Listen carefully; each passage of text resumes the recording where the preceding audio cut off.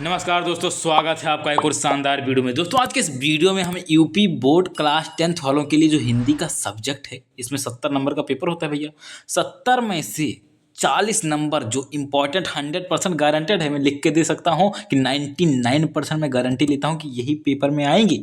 जो 40 नंबर बताऊंगा 100% मैं गारंटी के साथ कह सकता हूँ कि ये पेपर में आएंगे और इनको आपको तैयार करना होगा। बहुत सारी चीज़ें यहाँ पे टॉपिक लिखा हुआ है, सब कुछ बताऊंगा। 9 पेज का है अब, लेकिन घबराना नहीं कि 9 पेज में बहुत सारी चीज़ें लिखी होंगी। बहुत कम मटेरियल है भैया, बहुत कम मटेरियल। अभी देखिए मैं आपको समझाता हूँ और बताता हूँ कि क्यों ये आएगा और कैसे मैं इसको बनाता हूँ। कुछ लोग मुझे जानते होंगे 2018 से मैं इस यूट्यूब पे काम कर रहा हूँ। 2018 से, इससे पहले मेरा और चैनल था, उस पर काम किया हूँ और बहुत सारे जो है प्लेटफॉर्म पे भी मैंने काम किया। मेरे साथ पास जो है 6-7 साल का एक्सपीरियंस है। स्पेशली जो हिंदी की बात करूँ, हिंदी में मैंने जो पेपर दिया है वो लगभग आता है। मैं अपने आप में खुद से कुछ कहना नहीं चाहता हूँ कि नहीं मेरा ही आता है और कोई नहीं बता पाता है, ये नहीं कहना चाहूँगा। लेकिन ये जरूर कहना चाहूँगा कि जिस टीचर के पास 5-6 साल का अनुभव है, हिंदी पढ़ा रहा है, जो भी सब्जेक्ट पढ़ा रहा है, उसको अनुभव है तो वो बता देगा कि बोर्ड पेपर में क्या आने वाला है। 70 में 70 तो कोई नहीं बता सकता, लेकिन हाँ 70 में 40-50 इतना तो हर कोई बता सकता है। तो आइए देखते हैं कि आखिर कौन सा है, कौन से ऐसे जो है क्वेश्चन हैं जो आपको लगता है आपके पेपर में आएंगे। सबसे पहले हम निबंध की बात करेंगे, क्योंकि 7 नंबर का निबंध आता है बेटा। 7 नंबर का निबंध आता है और निबंध में भैया आपको क्या क्या तैयार करना है। देखिए निबंध, ये विज्ञान बहुत इंपॉर्टेंट है। विज्ञान भैया बहुत आता है। विज्ञान पे आप देखेंगे भर भर के क्वेश्चन आते हैं। दूसरा आतंकवाद, ये दोनों तो भर भर के आते हैं। इन दोनों को आप जरूर तैयार कर लेना, ये इन दोनों को जरूर तैयार करना। मैं तो कहता हूँ कि 90% चांस है कि ये दोनों ही आपके पेपर में आ जाएंगे। उसके बाद में जो है यातायात नियम, तीसरा सबसे इंपॉर्टेंट यातायात नियम। जनसंख्या वृद्धि जो है समस्या एवं समाधान जो है उसको आपको आना चाहिए। पर्यावरण या शिक्षा, दो में से एक आप तैयार कर लीजिएगा। चाहे पर्यावरण तैयार कर लीजिएगा, चाहे शिक्षा तैयार कर लीजिएगा। दो में से कोई एक तैयार कर लीजिएगा, या आपके पास टाइम है तो आप दोनों तैयार कर लीजिएगा। तो बस यही 4-5 जो मैं यहाँ पे निबंध लिखा हूँ, इन्हीं को आपको तैयार करना है। बस इतना तैयार कर लेंगे आपको 7 नंबर मिल जाएगा, क्योंकि पेपर यहीं से बनने वाला है। इसी में से कोई ना कोई आ जाएगा। मैं तो यही मानता हूँ कि विज्ञान आएगा, या तो आतंकवाद आएगा, या फिर यातायात नियम। इन 3 में से आपके पेपर में एक देखने को मिल जाएगा। तो इसलिए इसको तैयार जरूर करना। अब देखिए दूसरी चीज, निबंध यदि आप चाहें तो विद्या क्वेश्चन बैंक, फलाना ढिमकाना क्वेश्चन बैंक जो भी है किताब वगैरह से रट सकती है। लेकिन मैं तो यही मानूंगा कि अपनी भाषा में लिखा हुआ है, किसी टीचर की भाषा में लिखा हुआ जो निबंध होता है, मटेरियल होता है, वो बहुत इफेक्टिव होता है। जैसे मैं जो अपनी भाषा में लिख के आपको दे दूंगा ना, वो किसी बुक में नहीं मिलेगा बेटा।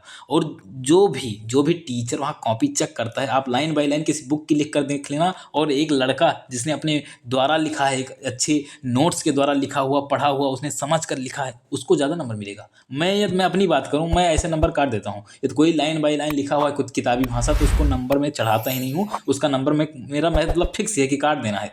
लेकिन जो एक्चुअल हैं, जो अच्छे से लिखे हैं, खुद बना के लिखे हैं, समझ के लिखे हैं, उनको नंबर दिया जाता है। क्योंकि क्या है, बात ये है कि किताबी भाषा रट लेना बहुत आसान है, लेकिन अपने अनुसार बनाना, समझ कर लिखना, वो थोड़ा कठिन होता है। लेकिन यदि एक बार आप उसको बनाना सीख गए ना, तो हमेशा ज़िंदगी भर आपको रटना नहीं पड़ेगा, आपका काम होता रहेगा। तो इसलिए मैं निबंध की वीडियो बताऊँगा, 1-2 वीडियो जो आप कहेंगे। वैसे हो सकता है विज्ञान का भी लाऊँ, यातायात नियम, ये 2 हो सकता है 100% मैं लाऊँ। इनका जब वीडियो डालूंगा तो उसी के साथ में बता दूंगा कि आपको कैसे, और जो निबंध हैं जो आप कभी पहली बार देख रहे हो, उसको कैसे बना के लिखना है, उसको भी समझा दूंगा। तो आइए अगला टॉपिक देते हैं। 7 नंबर का मैंने आपको बता दिया। अगला है पत्र लेखन, 4 मार्क्स। 4 नंबर का भैया आता है पत्र लेखन, 4 मार्क्स। तो इसमें 2 सबसे इंपॉर्टेंट हैं, उसको मैं हाईलाइट कर दूँ। छात्रवृत्ति के लिए आपको, छात्रवृत्ति के लिए अपने प्रधानाचार्य को जो है पत्र लेखन लिखना होगा, यानी पत्र लिखना पड़ेगा। और दूसरा बिजली समस्या के लिए, आपके गाँव मोहल्ले में जो बिजली की समस्या है उसके लिए जो है, ये 2 बहुत इंपॉर्टेंट हैं। ये 2 बहुत इंपॉर्टेंट, इन दोनों को जरूर पढ़ लेना। और तीसरा ये है,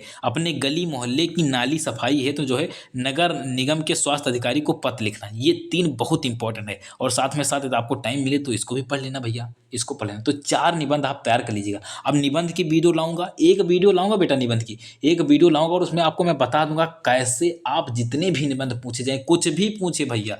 मैं अभी ये गली मोहल्ले वाला का निबंध लिखना बता दूं, मैं आपको दावे के साथ कह सकता हूं अगले 5 मिनट में जैसे आप पढ़ लेंगे, मैं जो पढ़ा दूंगा, जो समझा दूंगा, जो ट्रिक बता दूंगा, उसके सहारे इसका लिख लीजिएगा। आपको किसी बुक को देखने की जरूरत नहीं पड़ेगी। मैं एक फॉर्मेट दे दूंगा, उसको आपको रट लेना है, मतलब समझ लेना है, दिमाग में बैठा लेना है। उसके बाद भी ये लाइन बदलते जाना है। थोड़ा सा चेंज करना है बस, उसको मैं समझा दूंगा। तो टेंशन मत लीजिए, आपका पेपर जो है फरवरी में स्टार्ट हो रहा है, मैं आपको सारा कंटेंट दे दूंगा। अभी थोड़ा बिजी हूँ, 6 फरवरी के बाद जो है रेगुलर कंटेंट आना शुरू हो जाएगा। टेंशन मत लीजिए, पढ़ाई करते रहिए, जो कंटेंट मिल रहा है उससे पढ़ते रहिए। टेलीग्राम चैनल का लिंक डिस्क्रिप्शन में है, उसको भी ज्वाइन कर लीजिए। जीवन परिचय और रचना 10 मार्क्स, 5 नंबर गद्यांश से 5 नंबर पद्यांश से आता है। जीवन परिचय और रचना, जीवन परिचय शायद हाँ 3 नंबर का रहता है और साथ में रचना आपको लिखना रहेगा, वो 2 नंबर मिलेगा वहाँ से। तो 3 + 2 5 नंबर मिलता है गद्य पे और 5 नंबर पद्य पे जो रचना है, सॉरी जो जीवन परिचय है। तो जीवन परिचय में सबसे इंपॉर्टेंट है रामचंद्र शुक्ल, जयशंकर प्रसाद, रामधारी सिंह दिनकर और पद्म लाल पुन्नालाल बख्शी। इन जो है 4 को आपको 100% तैयार कर लेना है, ये हो गए। और उसके बाद दूसरे पार्ट में, ये पार्ट 1 है, ये पार्ट 1 में देखा जाएगा, में जो है पूछा जाएगा।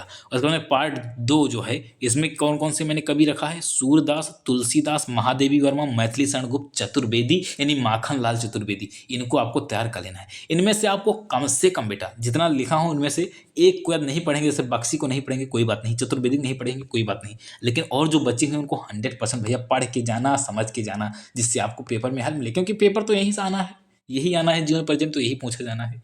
आइए अब खंड काव्य 3 नंबर दिया जाता है। आपके जिले में कौन सा खंड काव्य है तो आपके ऊपर निर्भर करता है कि आप किस जिले से आते हैं। जैसे गोंडा की बात करूं, मैं पर्सनली गोंडा से हूं, तो गोंडा में भैया कक्षा 10 में जो जवाहर खंड काव्य आता है।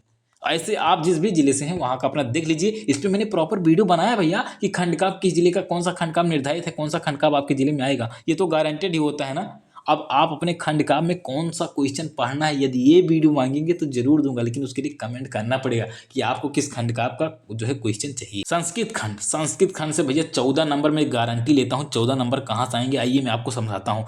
जो ये है संवाद, ये संवाद वाला जो चैप्टर है इसको पूरा पढ़ लेना, एक भी टॉपिक नहीं छूटना चाहिए बेटा, पूरा पढ़ लेना, जितना भी चीज़ें लिखी हैं सबको हिंदी अनुवाद के साथ पढ़ लेना है, ठीक है।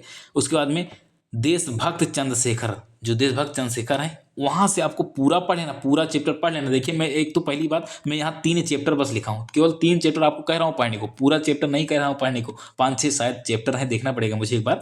तो 3 चैप्टर केवल मैं भैया कह रहा हूँ पढ़ने को, पूरा नहीं कर रहा हूँ। तो इन 3 चैप्टर को पूरा पढ़ना है, सबका अर्थ सहित जो है संदर्भ, प्रसंग, व्याख्या सब कुछ समझ लेना है, और एक भी क्वेश्चन पूछा जाए तो उसको बता देना है। इस तरह आपको तैयार कर लेना है। विद्या क्वेश्चन बैंक से पढ़ोगे तब और अच्छी बात है, क्योंकि वहाँ से A to Z क्वेश्चन वहीं से आ जाता है हिंदी के लिए। तो ये जो है पढ़ लेना, जरूर पढ़ लेना बेटा। संस्कृत खंड से आपको यहाँ पे 14 नंबर मिल जाएगा।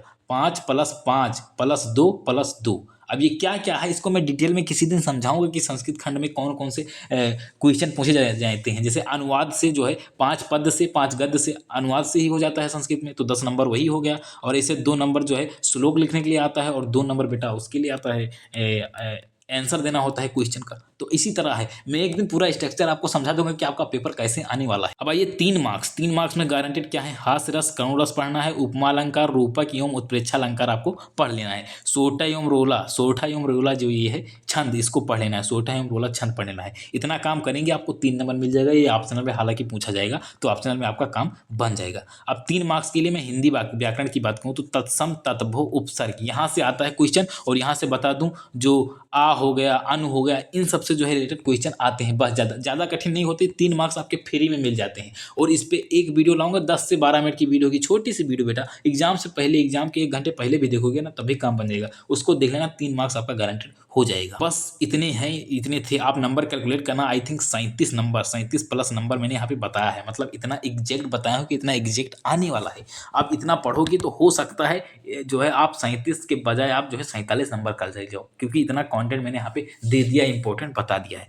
तो बस बेस्ट ऑफ लक आपके एग्जाम के लिए। जब भी एग्जाम आप दें अच्छे से दें, बस आपको घबराना नहीं। एक पेपर आपका भविष्य नहीं डिसाइड करने वाला है, लेकिन हाँ जी जान जरूर लगा देना है, क्योंकि मेहनत आपकी मायने रखती है। रिजल्ट कैसा भी है लेकिन मेहनत जरूर करना है। मिलते हैं अगले वीडियो में, तब तक के लिए जय हिंद, वंदे मातरम।